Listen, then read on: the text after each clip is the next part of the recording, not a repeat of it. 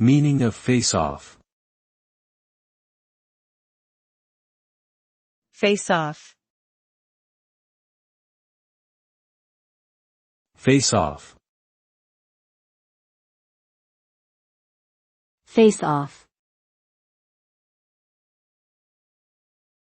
Face-off. Face-off is a term used in several contexts, including sports and military operations. In sports, it typically refers to a competitive situation where two opponents directly confront each other, such as in ice hockey or basketball.